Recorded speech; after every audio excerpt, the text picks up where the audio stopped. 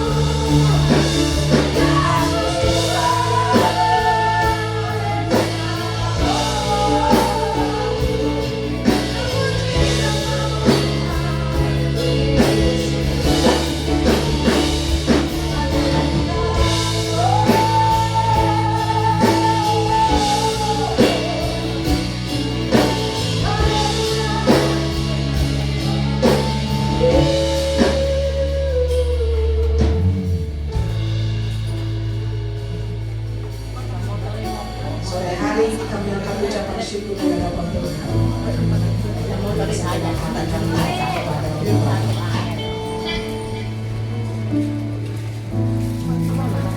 Kami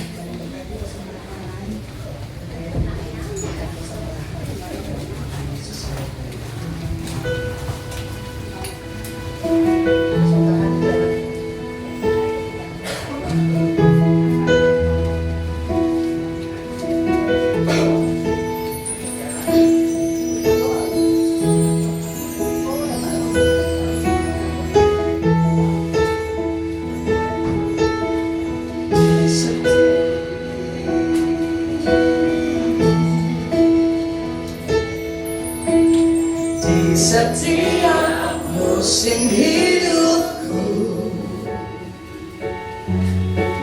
selalu kulihat setiamu melewati badai yang besar.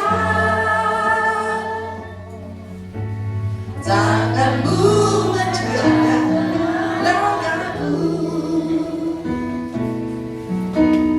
di dalam segala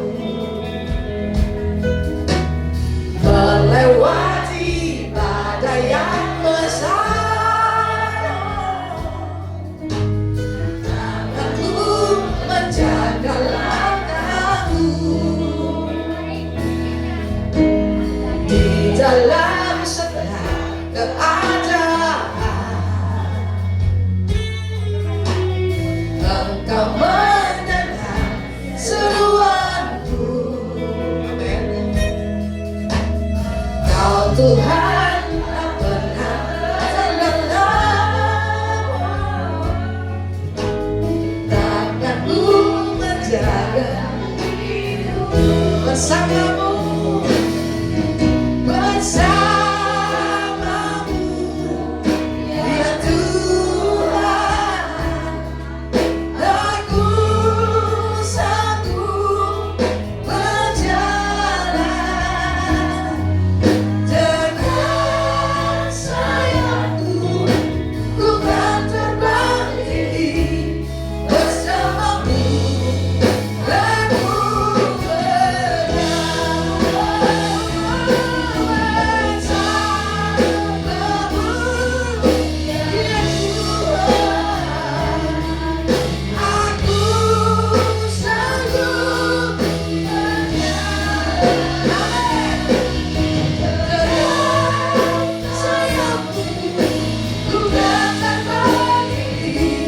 bersamamu. Jemaat saja katakan bersamamu, bersamamu, ya aku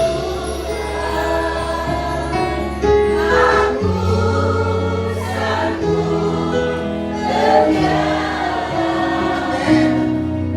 dengan sayapmu, bukan terbang tinggi bersamamu. Sekali lagi jemaat saja. Bersamamu, ya Tuhan. Katakan aku sanggup. Aku sanggup berjalan dengan sayapmu, bukan terbang tinggi bersamamu. Kita lagi berdiri, saudara.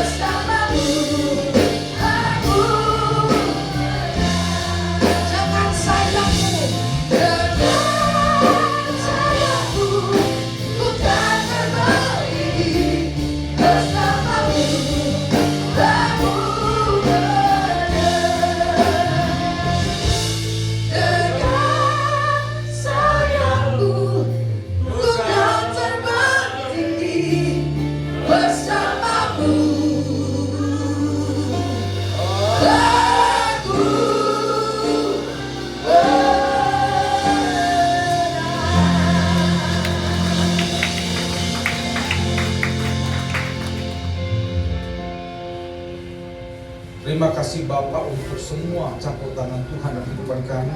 Kami yakin bahwa dengan Tuhan kami bisa terbang tinggi, meraih kemenangan yang luar biasa daripada Tuhan. Terima kasih Bapak, kami bersyukur pada hari ini kami dapatkan nasihat firman Tuhan supaya kami ke depan bisa memastikan langkah kami seperti yang Tuhan kehendaki saja. Terima kasih Bapak, kami siap terima nasihat Tuhan dalam nama Yesus. Haleluya. Amin. Silakan Bu, Saudara.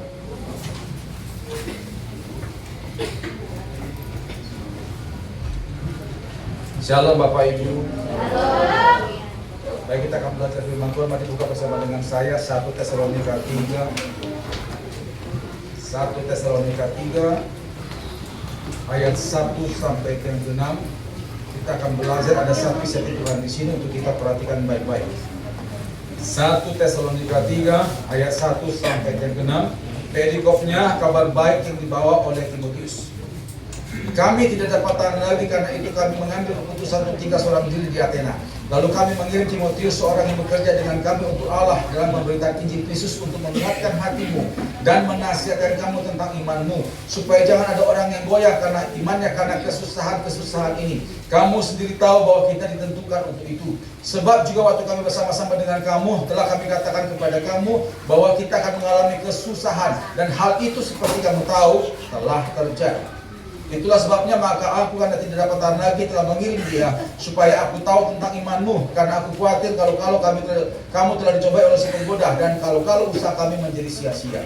Tetapi sekarang setelah Timotius datang kembali dari kamu dan membawa kabar yang menggembirakan tentang imanmu dan kasihmu, dan bahwa kamu selalu menaruh kenang-kenangan yang baik akan kami, dan ingin untuk berjumpa dengan kami, sama seperti kami juga ingin berjumpa dengan kamu.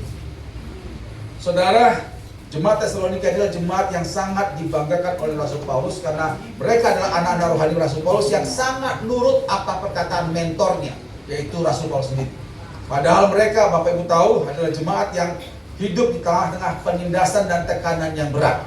Tapi mereka bisa bertumbuh, bahkan jadi teladan. Buka sebentar 1 Tesalonika 1. Kita mulai latar belakangnya. 1 Tesalonika 1 ayat yang ke-6. Seperti apa jemaatnya Tesalonika itu? 1 Tesalonika 1 ayat 6 dikatakan di sana, dan kamu telah menjadi penurut kami dan penurut Tuhan. Dalam penindasan yang berat, kamu telah menerima firman itu dengan sukacita yang dikerjakan oleh Roh Kudus. Dalam penindasan yang berat. Jadi ini bukan sekedar mungkin dihentikan ibadahnya, tidak, lebih dibully, dianiaya, dikucilkan, disiksa. Penindasan yang berat. Tapi mereka bisa terima itu dengan sukacita firman Allah. Dan luar biasa apa lagi? Mereka jadi teladan. Buka ayat yang ke-8. 1 Tesalonika 1 ayat 8. Karena dari antara kamu firman Tuhan bergema, bukan hanya di Makedonia saja dan Ahaya saja, tetapi di semua tempat telah tersedia kabar tentang imanmu kepada Allah, sehingga kami tidak usah mengatakan apa-apa tentang hal itu. Imannya jadi teladan sampai keluar daerah. Saudara, biasanya iman itu akan bertumbuh kalau lingkungan sekitarnya mendukung, itu lumrah.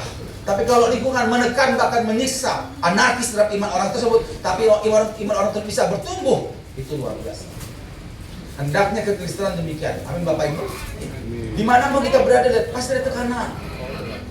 Tapi orang yang sungguh-sungguh mengandalkan Tuhan, dia akan bisa bertumbuh di tengah-tengah tekanan. Yang setuju katakan. Nah, saya pelajari Bapak Ibu, ternyata jemaat Tesalonika adalah jemaat yang sangat nurut mentornya. Siapa mentornya? Rasul Paulus. Coba lihat tadi ayat yang ke-6. 1 Tesalonika 1 ayat yang ke-6. Dan kamu telah menjadi apa saudara? Penurut kami dan penurut Tuhan. Orang yang nurut mentornya untuk katakan Tuhan dan orang itu pasti akan berhasil. Siapa mentor saudara di sini? Siapa nanya? Siapa? Ibu, ya tulis pasti. Ibu gembala, bapak gembala, dan semua hamba Tuhan yang diarahkan untuk mengarahkan saudara takut akan Tuhan, itu mentor saudara. Amin. Apa kata mentor saudara untuk takut akan Tuhan? Nurutlah, gak usah bagi pantang, kenapa? Amin. Saya juga ada mentor saya. Saya berarti karena saya nurut mentor saya. Kadang-kadang memang tidak mengenakan, tapi itu yang terbaik untuk saya. Saya yakin kalau mentor saya itu kasih nasihat, gak sembarangan kasih nasihat. Beliau pasti doa dulu. Makanya sekalipun gak mengenakan, sudah terima sih, kenapa? Amin. Saya perhatikan semua anak Tuhan yang menurut mentornya takut akan Tuhan, tidak ada yang gagal, gak ada. Amin. Nah, mereka ini adalah jemaat yang sangat nurut apa kata mentornya. Hari kita akan belajar apa sih pengajaran Paulus yang dituruti oleh Tesalonika sehingga mereka bisa tahan banting bahkan jadi teladan. Apa itu? Saya temukan ada 4. Yang pertama, mari buka 1 Tesalonika 3 ayat 2 sampai yang ketiga. Apa yang diajarkan Rasul Paulus dan juga diikuti oleh Tesalonika sehingga mereka bisa bertumbuh di tengah-tengah tekanan yang berat, penindasan yang berat, bahkan mereka bisa jadi teladan. Yang pertama 1 Tesalonika 3 ayat 2 sampai 3. Lalu kami mengirim Timotius, saudara yang bekerja dengan kami untuk Allah dalam pemberitaan Injil Kristus, untuk menguatkan hatimu dan menasihatkan kamu tentang imanmu, supaya jangan ada orang yang goyang imannya karena kesusahan-kesusahan ini. Kamu sendiri tahu bahwa kita ditentukan untuk Paulus. Rupanya kalau memberikan nasihat kepada orang anak rohaninya, Paulus fokusnya yang pertama adalah menguatkan hati, lalu menasihatkan tentang iman. Hati yang pertama. Makanya Tesalonika juga ikuti itu. Mereka jaga hati yang pertama, bahwa selanjutnya itu iman. Yang jadi pertanyaan, kenapa hati yang pertama dijaga kok bukan iman? Kenapa? Kenapa hati yang berjaga? Saya temukan Bapak Ibu ada dua alasan kenapa kita mesti jaga hati pertama tatkala kita menghadapi masalah. Mari buka Amsal 24:10. Alasan yang pertama. Amsal 24 ayat yang 10. Pada waktu kita menghadapi masalah, yang pertama kita jaga bukan masalah jam doa, hatimu. Amsal 24:10 dikatakan di sana, jika engkau tawar hati pada masa kesesakan, apa saudara? Kecillah kekuatan. Kalau hati sudah tawar di sini, apapun yang kita kerjakan, tidak ada kekuatannya. Kekuatan untuk kerja, kekuatan untuk hidup, kekuatan untuk ibadah, tidak ada. Saya menanya Bapak Ibu, pada waktu tadi berangkat dari rumah sudah bertengkar, bisakah engkau tenang beribadah di sini? Atau mungkin besok kita Senin, kita kerja, kita berangkat dari rumah sudah bertengkar, bisakah kita kerja enak? Sekalipun yang kita mau kerjakan, kita semua sudah tahu, di kepala kita sudah ngerti A sampai Z, kita sudah tahu kita mau kerjakan apa. Terkonsep semua. Tapi kalau hati sudah terganggu di sini, kerjaan pasti tidak akan beres. Itu pasti. Hati adalah pusat kekuatan hidup manusia. Hati adalah pusat kekuatan hidup manusia. Makanya Bapak Ibu, kalau saudara jaga hatimu yang pertama, ibadah tenang. Amin. Iya. Ibadah tenang. Yang kita pada satu contoh hamba Tuhan, penasihat Raja Daud Absalom, sudah setara nabi, tapi hatinya terluka karena dia punya cucu pernah diperkosa oleh Daud, namanya Batseba, namanya Ahitofel, saudara. Terluka hatinya, akhirnya dia ingin balas dendam, dia ingin menghancurkan keluarga Daud. Gagal, akhirnya apa? Bunuh diri. Itu hamba Tuhan. Nanti bisa baca kitab 2 Samuel Bapak Ibu ya. Ahitofel, hamba Tuhan. Saya pernah baca satu artikel, ada seseorang tentara Amerika yang diperbantukan perang Vietnam, cuma saya lupa tahun berapa. Nah, anak muda ini selamat pulang ke rumahnya, diturunkan di bandara Meksiko. Karena rumahnya ada di Meksiko, keluarganya. Nah, di bandara itu dia telepon, pakai telepon bandara orang tuanya. Yang terima bapaknya. Bapaknya senang. Kamu selamat nak ya? Pulang nak ya? Bapak dengar teman-teman banyak gugur. Anaknya menjawab, ya Pak, aku akan pulang. Tapi gini Pak, aku ada bawa teman. Nah, temanku itu kena bom kemarin, kena mortir, tangan kanannya nggak ada, kaki kirinya nggak ada. Aku rencana mau bawa bersama dengan kita. Kira-kira menurut Bapak bagaimana? Si Bapak lama menjawab. Sampai akhirnya si anak manggil-manggil, Pak, ya apa itu Pak? Akhirnya si Bapak menjawab, gini nak ya, kita kalau ngurus orang cacat itu susah. Lebih bagus suruh aja dia tinggal tempat yang lain lah, siapa tahu ada temannya di situ. Anaknya ngotot, nggak ada Pak, cuman aku teman satu-satunya di sini. Masa aku tinggalkan di sini sendirian? Bapak kok tegas sih? Si Bapak pun ngotot, sudahlah nak, itu ada orang lain. Kamu pulang nih, mama mau nunggu kamu di sini. Si anak langsung matikan telepon. Nggak ada komunikasi. 4 hari kemudian kepolisian bandara Meksiko datangi rumah si Bapak. Berkata, Pak tolong ikut kami ke bandara, anak mau bunuh diri. Lompat dari lantai atas hotel bandara Meksiko.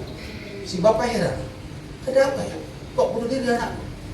Dia masih bertanya-tanya di pikirannya. Begitu sampai di TKP, begitu dia buka kantong jenazah, dia kaget karena ternyata anaknya tidak ada tangan kanannya dan tidak ada kaki kirinya. Jadi dialah orang cacat itu. Yang jadi pertanyaan, kenapa dia pakai ilustrasi? Kenapa nggak terus terang? Karena dia masih berkecamuk menerima kenyataan dirinya. Dia berangkat tegap, ganteng, cakep, pulang hancur.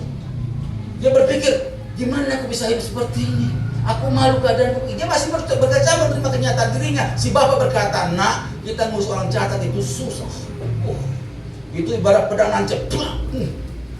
Akhirnya dia berpikir, orang tuaku saja nggak suka orang cacat. Terus gimana aku bisa hidup? Padahal kita banyak melihat ada banyak orang yang maaf, tidak ada organ tubuhnya lengkap, bisa lebih luar biasa hidupnya kan? Kayak Pastor Nick dari Australia, pernah tahu Bapak Ibu? Itu luar biasa. Organ tubuhnya gak lengkap, tapi hatinya kuat.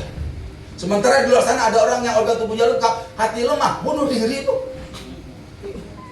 Kenapa hati mesti dijaga? Pertama Bapak Ibu, karena hati adalah pusat kekuatan hidup manusia. Itu yang pertama. Yang kedua, hati adalah bagian dari diri kita yang paling gampang terluka dan paling sulit sembuhnya. Hati adalah bagian dari kita yang paling gampang terluka dan paling sulit sembuhnya. Saya menanya Bapak Ibu, pernah nggak Bapak Ibu mungkin dihina, ya, atau mungkin pernah dicibir, dibully gitu, nyakiti hati sudah, ya, pernah ya? Begitu dia minta maaf, kira-kira langsung hilang sakitnya? Nggak gampang. Mungkin berkali-kali minta maaf, nggak hilang di sini belum tentu. Gampang terluka, sulit sembuhnya. Contoh lagi Bapak Ibu, saya mau nanya. Bapak Ibu masih ingat gak kebaikan teman Bapak Ibu 2 bulan lalu? Ingat gak? Kebaikan teman Bapak Ibu 2 bulan lalu. Ingat. Mungkin ingat ya, tapi mikir dulu kan mikir. Sakit hati 5 tahun lalu. Ingat? Oh ingat. Si Anong. Hati itu gampang terluka, sulit sembuh. Makanya Bapak Ibu pada waktu menghadapi masalah pertama, jaga hatimu. Jangan mengerti kata-kata nama. Buka Amsal 4 ayat 23. Amsal 4 ayat 23. Saya pernah terima telepon seorang ibu bawa lompat dari Delta Plaza jam setengah 10 malam. Orang kaya. Mana saya nggak tahu kenapa saya sudah di atas. Ibu di mana nih? Delta Plaza Pak. Terus ngapain di situ? Saya mau lompat. Saya nggak kuat. Ini masalah rumah tangga. Sebelumnya saya pernah konseling. Ibu, saya bilang, masih ada jalan, masih ada Tuhan. Ibu pulang sudah. Saya kalau nggak pulang, ibu telepon, saya telepon polisi, ibu, saya bilang gitu. Tapi Bapak pulang. Akhirnya puji Tuhan dia mau pulang sudah. Itu hatinya itu. Buka Amsal 4:23. Amsal 4:23. Jagalah hatimu dengan segala kewaspadaan, berarti ekstra hati-hati. Bukan ala kadar. Dengan segala kewaspadaan, karena dari situlah terpancar kehidupan. Jemaat Tesalonika, kenapa mereka bisa tumbuh bahkan jadi teladan? Karena mereka menjaga hati tidak goyah oleh kesusahan. Yang mengerti katakan amin. Yang kedua, apalagi kunci kekuatan jemaat Tesalonika? Mari buka 1 Tesalonika 2. 1 Tesalonika 2 ayat yang ke-13. 1 Tesalonika 2 ayat 13. Yang kedua, ya. Dan karena itulah kami tidak putus-putusnya mengucap syukur juga kepada Allah, sebab kamu telah menerima firman Allah yang kami beritakan itu bukan sebagai perkataan manusia, tetapi dan memang sungguh-sungguh demikian sebagai firman Allah yang bekerja juga di dalam kamu yang percaya. Ternyata jemaat Tesalonika, Bapak Ibu, kalau menerima kedatangan hamba Tuhan mengajarkan firman, bagi mereka firman itu adalah pesan Tuhan bagi mereka, bukan pengajaran manusia. Setiap siapapun hamba Tuhan yang datang kemari mendoakan mengajari mereka firman Tuhan, jemaat Tesalonika selalu menganggap ini pesan Tuhan bagi kami. Itu. Atau dengan bahasa sehari-harinya, mereka cenderung lihat khotbahnya, bukan si pengkhotbah. Tidak kayak kita kan gitu ya. Minggu depan yang khotbah siapa ya? Kalau nggak ngerti telepon gereja, hari ini khotbah siapa ya? Iya. Nanti kalau enak sama dia datang, kalau nggak enak cari gereja lain. Saudara, kalau saudara lihat pengkhotbah, saya mau nanya Bapak Ibu, pengkhotbah mana yang sempurna sih? Ada? Nah, selama pengkhotbah itu kayak saya, ya Pak Renner, Bu Yeni, kami banyak kelemahan, saudara. Amin. Kelebihan saya cuma satu, ini loh perutnya, lemak-lemak ini. Ini kelebihan saya. Semua saya punya banyak kelemahan. Kalau saudara fokus di kelemahan kami, engkau pasti akan kecewa, percayalah itu. Fokuslah pandangan kepada firman Allah ini. Ini tidak ada kelemahannya, ini yang sempurna. Yang setuju katakan amin. Buka Markus 6. Markus pasal 6. Kita lihat di sini bagaimana Tuhan Yesus pulang ke Nazaret. Orang-orang sana cenderung lihat Tuhan Yesusnya, bukan lihat firman-Nya. Pengkhotbahnya yang dilihat. Markus 6 ayat 2 sampai 5. Markus 6 ayat 2 sampai 5. Pada hari Sabat yang mulai mengajar di rumah ibadat, dan jemaat yang besar takjub ketika mendengar dia, dan mereka berkata, dari mana diperolehnya semuanya itu? Hikmat apa pulakah yang diberikan kepadanya? Dan mujizat-mujizat yang demikian bagaimanakah yang dapat diadakan oleh tangannya? Bukankah ia ini tukang kayu? Dia tukang anak Maria, saudara Yakobus, Yoses, Yudas, dan Simon. Dan bukankah saudara-saudaranya perempuan bersama kita? Lalu mereka, saudara? Kecewa dan menolak. Iya, kalau dia pengkhotbah kecewa. Terus, ayat 4. Maka Yesus berkata kepada mereka, seorang nabi dihormati di mana-mana kecuali tempat asal sendiri, di antara kaum keluarganya dan di rumahnya. Ayat 5, perhatikan. Ia tidak dapat mengadakan satu mujizat pun di sana, kecuali menyembuhkan beberapa orang sakit dengan meletakkan tangannya atas. Mujizat tidak ada. Engkau lihat pengkhotbah, mujizat tidak ada. Amin. Mungkin kita berkata gini, Pak, kalau yang khotbah, saya tahu pendeta itu brengsek. Saya tahu dosanya. Atau mungkin saya berkata, pendeta khotbah itu Pak pernah tipu saya Pak. Apakah saya masih pantas dengan khotbahnya? Buka Matius 23. Apa kata Tuhan Yesus ini? Matius 23 ayat 1 sampai 3. Dengarkan firman Tuhan ini ya. Matius 23 ayat 1 sampai 3. Maka berkatalah Yesus kepada orang banyak dan kepada murid-muridnya, katanya, ahli-ahli Taurat dan orang-orang Farisi telah menduduki kursi Musa. Sebab itu turutilah dan lakukanlah segala sesuatu yang mereka ajarkan kepadamu, tetapi janganlah kamu turuti perbuatan-perbuatan mereka, karena mereka mengajarkannya tetapi tidak melakukannya. Siapa yang tidak kena orang Farisi, ahli Taurat? Mereka itu orang-orang munafik. Tapi Tuhan Yesus berkata, kalau mereka korban di bait Allah, dengerin itu, tapi jangan contoh kelakuannya. Yang setuju katakan amin. Saya pernah Bapak Ibu ya hadiri satu persekutuan doa hamba Tuhan. Dan khotbah itu teman saya, pendeta. Saya tahu dia punya gendaan. Dan gendaannya juga teman saya, coba bayangkan. Saya kenal semua itu. Dia khotbah. Saya kurang tahu kenapa dia apa yang dibahas saudara ya. Nah, waktu dia khotbah, khotbahnya gini. Karena dia S3 doktor. Tak catat khotbahnya. Kan saya butuh khotbahnya, bukan lihat orangnya. Amin. Saya perhatikan juga ada beberapa hamba Tuhan di sana kayak bahasa tubuhnya gak enak gitu saudara ya. So, mereka gini. Seolah-olah mereka berkata, sudahlah gak usah khotbah kami, khotbah dirimu sendirilah. Akhirnya mereka tidak menikmati ibadah itu. Saya catat saudara. Saya catat khotbah ini bagus. S3 doktor, dia pastor, mantap. Saya catat. Wah, sudah wah ini mantap ini. Pulang saya kelola lagi jadi khotbah yang baru. Itu memberkati saya. Ngapain saya pikirin khotbahnya? Tidak ada hak bagi saya menghakimi dia. Amin. Kita tidak ada hak menghakimi orang. Urusan dia lah.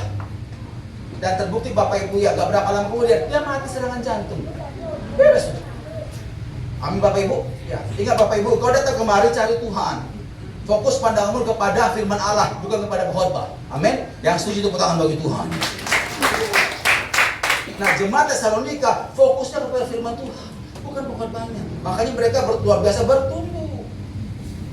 Itu yang kedua, kunci kekuatan jemaat Tesalonika. Yang ketiga, mari buka 1 Tesalonika 3 ayat 6a. 1 Tesalonika 3 ayat 6a. Apalagi kunci kekuatan jemaat Tesalonika yang mendapatkan bukti bahwa dia tunduk atas aturan mentornya untuk takut akan Allah. Yang pertama tadi, kuat hati. Yang kedua, punya sikap yang benar terhadap firman Tuhan. Mereka tidak lihat khotbahnya, melainkan lihat isi khotbah. Yang ketiga, 1 Tesalonika 3 6a. Tetapi sekarang setelah Timotius datang kembali dari kamu dan membawa kabar yang menggembirakan tentang imanmu.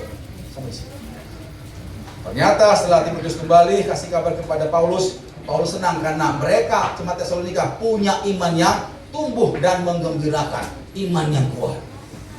Yang ketiga adalah punya iman yang kuat. Ya jelas imannya bertumbuh. Kenapa? Hatinya bagus. Sikap mendengar firman Tuhan juga bagus. Tuh. Coba buka sebentar Lukas 8. Lukas 8. Kita banyak buka ayat Bapak Ibu ya sore hari ini pengajaran. Lukas 8 ayat yang ke-15. Kita lihat di sini tentang ilustrasi penabur. Kita mulai ayat 15 ini adalah contoh benih yang ditabur di tempat yang baik. Kita lihat seperti apa tempat yang baik itu. Perhatikan. Yang jatuh di tanah yang baik itu ialah orang yang setelah mendengar firman itu menyimpannya dalam hati, apa saudara? Hati yang baik, bukan hati yang galau ya, bukan hati yang tersakiti ya, hati yang baik. Terus dan mengeluarkan buah dalam kata. Jemaat Tesalonika hatinya baik, sikap mendengar firman Tuhan juga baik, wajarlah imannya bertumbuh. Saya menanya Bapak Ibu, mujizat itu terjadi karena apa? Mujizat itu terjadi karena apa? Karena iman. Karena ada iman maka terjadi mujizat. Kita banyak mengalami mujizat tapi sayangnya imannya nggak pernah bertumbuh. Gimana nggak bertumbuh? Orang kita sudah nggak jaga hati. Tambah lagi kita lihat pengkhotbah. Gimana iman bisa bertumbuh? Amin. Saya tertarik dengan ilustrasi. Nanti bisa baca Ulangan 28 Bapak Ibu ya, ayat yang ke-6. Diberkatilah masuk dan diberkatilah keluar. Berkatilah masukmu dan berkatilah keluar. Saya perhatikan ternyata memang hidup kita pasti berurusan dengan dua kata itu, masuk dan keluar. Waktu kita tadi pagi, ketika kita keluar dari kamar kita, masuk kamar mandi. Dari kamar mandi keluar, masuk ruang makan, habis itu sarapan, terus kita pergi atau kemana? Mungkin belanja atau bagaimana? Kembali ke rumah. Dari rumah kita keluar lagi, kembali ke gereja. Dan dari gereja kita keluar, masuk kembali ke rumah. Selalu berurusan dengan dua itu, masuk dan keluar. Perhatikan, antara masuk dan keluar pasti ada saatnya kita berada di dalam. Amin. Antara masuk dan keluar pasti ada saatnya kita berada di dalam. Seperti apa kondisimu di luar, tergantung sikap saudara selama berada di dalam. Ilustrasi. Ada dua orang bau keringat ngantri mandi. Yang satu masuk, keluar tetap bau keringat. Yang satu masuk, keluar baunya harum. Kok beda? Padahal kamar mandinya sama, airnya sama, sabunnya sama, sampo-nya sama. Bedanya adalah sikap selama berada dalam kamar mandi. Kalau mandinya betul, pasti keluar bau harum. Nah ternyata yang pertama itu bau keringat, kenapa? Mandinya mandi 2 jari. Ya tetap bau keringat. Tapi kalau yang kedua mandinya betul, akhirnya apa? Keluarnya harum. Demikian juga ada banyak orang keluar masuk gereja, keluar masuk persekutuan doa. Ada beberapa kali keluar masuk gereja, pulang berubah, diberkati Tuhan, bahkan jadi berkat. Ada yang keluar masuk gereja berkali-kali, hidupnya gitu-gitu aja, gak ada perubahan. Padahal saudara tahu, khotbahnya sama, firmannya sama, urapan sama, doa berkat lo sama. Yang beda apa? Sikap selama berada dalam ibadah. Yang mengerti katakan amin. Sikapmu menentukan kau keluar dari berkat atau tidak. Makanya Bapak Ibu mulai hari ini punya sikap yang benar. Hati dijaga dengan baik, sikap mendengar firman Tuhan juga dengan baik. Yang setuju katakan Tesalonika seperti itu. Makanya imannya bertumbuh, dia mengalami pertolongan Tuhan yang luar biasa. Itu yang ketiga, punya iman yang kuat. Yang keempat, yang terakhir. Mari buka kembali 1 Tesalonika 3 ayat 6b. Apa kunci kekuatan jemaat Tesalonika? Yang pertama tadi kuat hati, yang kedua punya sikap yang benar mendengar firman Tuhan, yang ketiga kuat iman. Yang keempat yang terakhir 1 Tesalonika 3 yang ke-6b. Dan bahwa kamu selalu menaruh kenang-kenangan yang baik akan kami dan ingin untuk berjumpa dengan kami seperti kami juga ingin untuk berjumpa dengan kamu. Saya baca lagi. Dan bahwa kamu selalu menaruh kenang-kenangan yang baik. Kenangan-kenangan yang baik. Bapak Ibu gini, coba tempatkan diri saudara sebagai jemaat Tesalonika pada waktu itu, yang hari-hari saudara sering mengalami hal yang buruk, karena di sana hidup dalam penindasan yang berat. Hari-hari kita selalu melihat bagaimana teman-teman kita disiksa, teman-teman kita dianiaya, keluarga kita mungkin diculik. Kalau saudara mengalami seperti itu, kira-kira apa yang muncul di pikiran saudara? Hari-hari kita yang buruk.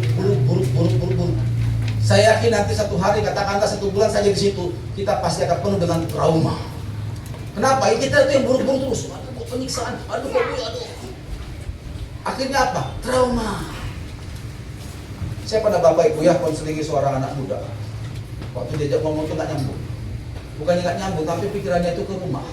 Karena hari-harinya dia melihat bagaimana keluarga itu berantakan, mamanya dipukul, papanya seenak segala macam. Itu yang isi di otak. Jadi dia kalau ibadah Bapak Ibu ya, wajahnya ke depan, pikirannya ke rumah. Jadi kosong gitu. Ngomong pun juga kadang-kadang gak nyambung. Kenapa? Yang dipikir itu yang buruk-buruk itu. Tesalonika tidak. Sekalipun mereka mengalami ada banyak penindasan, hari-hari mereka selalu melihat yang buruk, tapi di pikiran mereka selalu yang baik. Itu dia. Selalu yang baik. Saudara, Bapak Ibu percaya nggak kalau masa depan tergantung dari pola pikir? Masa depan tergantung pola pikir. Kalau pola pikirmu baik, masa depan pasti baik. Pola pikirmu buruk, masa depan pasti buruk. Apa hubungannya pola pikir dengan masa depan? Perhatikan saudara.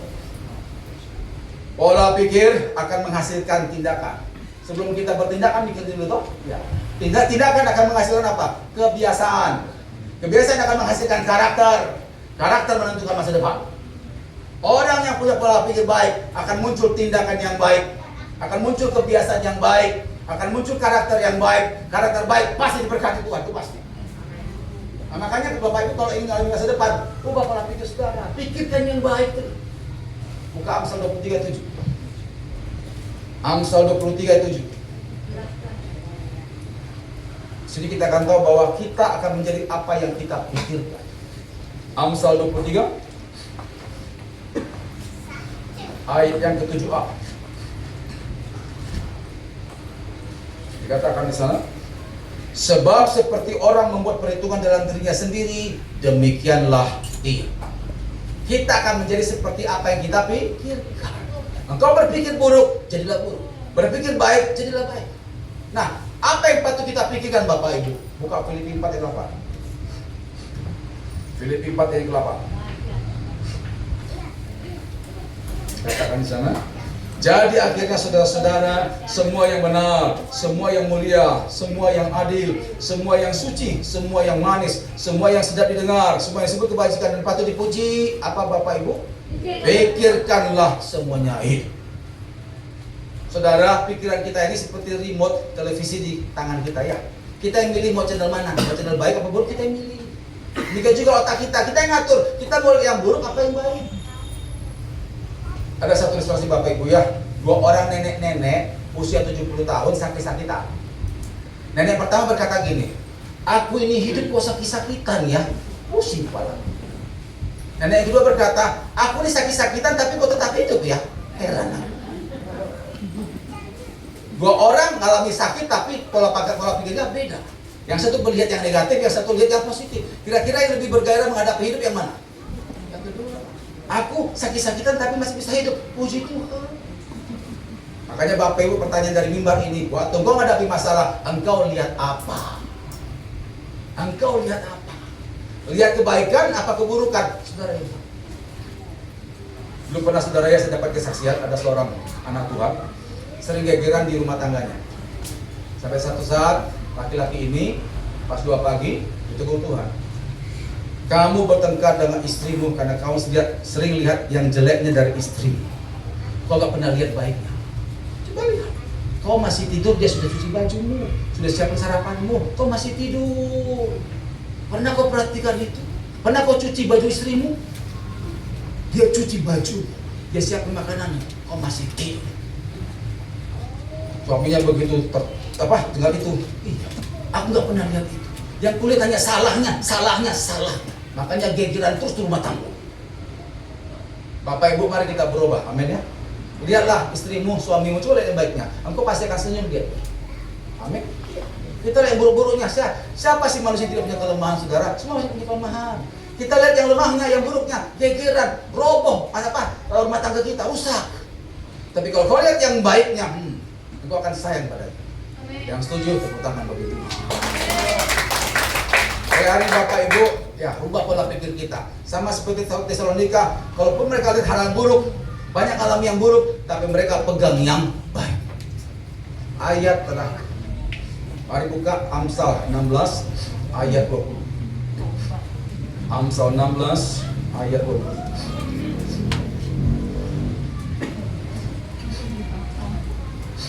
Saya pernah konselingi 2 keluarga, masih kerabat, dan itu saya mengalami kegagalan dalam pelayanan. Jadi 2 keluarga ini minta saya menjadi penengah gitu ya. Terus dikumpulkan begitu, saya bilang Bapak Ibu, kita ini keluarga. Kalaupun ada salah di masa lalu, sudahlah ikhlaslah saja. Siapa sih yang sempurna? Mereka waktu saya ngomong gitu, ya Pak Pendeta, ya Pak Pendeta. Ke depanlah Bapak Ibu kita lihat ya, mari kita benahi supaya kita bisa saling melengkapi, saling mendoakan lah.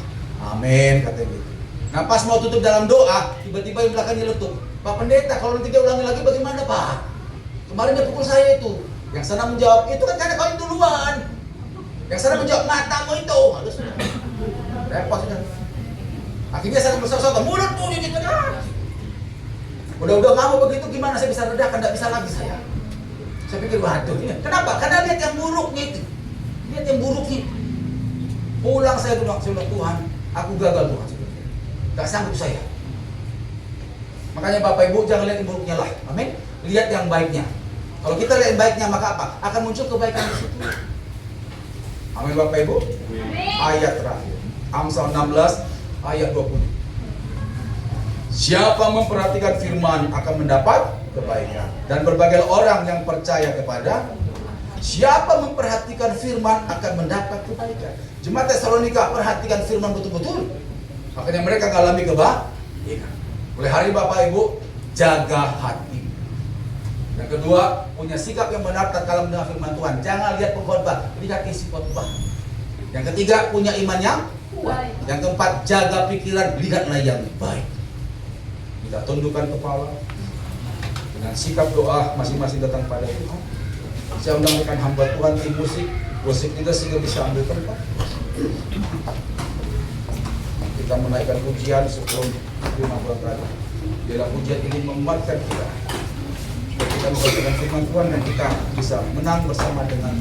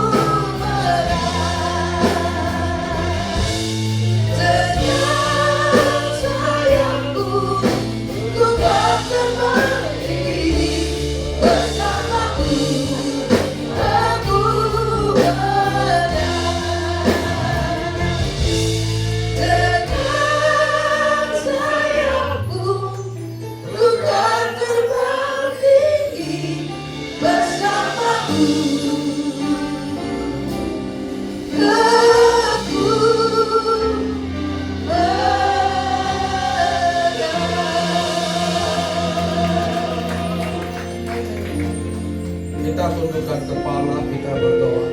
Biarkan keyboard mengirim satu ke kita sejenak. Saudara, hari ini kita pakai ajaran, kalau ada masalah, jaga hatimu yang pertama. Gak usah pikirkan yang lain, jaga hatimu yang pertama. Karena kalau sudah sakit di situ, sudah lumpuh di situ, maka gagallah semua usaha saudara. Hati adalah pusat kekuatan hidup manusia. Begitu terluka, sulit sembuhnya. Oleh karena itu, jaga hatimu dengan segala kewaspadaan, agar hidupmu bisa terpancar dan memuliakan nama Tuhan. Kalau ada kepahitan, bereskan. Bereskan, saudara. supaya kau sungguh-sungguh bisa mengalami ketenangan. Kalau hati kita tenang, apapun yang kita kerjakan pasti tenang. Yang kedua, miliki sikap yang benar. Kalau kita beribadah, sudahlah, gak usah ada pengkhotbah. Tidak ada pengkhotbah yang sempurna. Semua punya kelemahan, termasuk saya. Fokuslah kepada firman Allah, karena firman Allah ini tanpa kelemahan sangat sempurna. Itu yang akan memberkatimu. Lihat firman Tuhan itu. Lalu yang ketiga, imanmu pasti akan bertumbuh. Kalau hati kita sudah benar, sikap juga benar, iman bertumbuh, itulah cikal bakal terjadinya mukjizat. Karena tanpa iman Tuhan tidak bergerak apapun. Kita semua mengharap mukjizat, dan itu modalnya hanya satu, iman. Dan iman itu bertumbuh tak kalah hati kita yang baik, kita beri firman Tuhan juga yang baik, dengan sikap dengan firman Tuhan juga yang terbaik. Lalu yang keempat, jaga pikiran saudara. Ingat, banyak orang hadapi masalah yang di pikirannya selalu yang buruk, kekhawatiran, kecemasan menghantui pikirannya. Apa yang kita dapatkan dari situ? Tidak ada. Mulai hari ini, pikirkanlah yang baik. Pikirkanlah, ingat-ingat kebaikan Tuhan. Baca firman Tuhan, biarlah itu yang mengisi pikiran saudara. Kalau pikiran yang baik, tindakan baik, muncul kebiasaan baik, muncul karakter baik, masa depan pun pasti akan baik. Tuhan, terima kasih untuk nasihat firman Tuhan pada malam hari ini. Kami bawa pulang Tuhan. Kami akan jaga hati kami. Kami akan sungguh-sungguh perbaiki sikap kami. Ampuni kami kalau selama ini kami lihat pengkhotbahnya, bukan lihat firman-Mu Tuhan. Kami mau berubah. Kami datang ke rumah Tuhan, kami cari firman-Mu, bukan yang lain. Kami butuh firman-Mu Tuhan. Dengan demikian iman kami bertumbuh. Dan jaga kami itu sungguh-sungguh, jaga pola pikir. Agar kami jangan terseret dengan pikiran yang buruk, yang negatif. Terus Tuhan ampuni kami, patahkan dalam nama Yesus. Ajar kami itu melihat yang baik, karena itu yang berkenan di hadapan Tuhan. Terima kasih Bapak. Hamba sudah sampaikan apa yang Tuhan mau, dan hamba sangat-sangat terbatas. Hamba terbatas. Hamba serahkan kembali kepada Engkau Allah Roh Kudus yang tidak terbatas. Teruskan firman-Mu, sempurnakan penyampaiannya, materaikan firman-Mu, dan berkati kami semua. Di dalam nama Yesus. Haleluya. Amin. Tepuk tangan bagi Tuhan.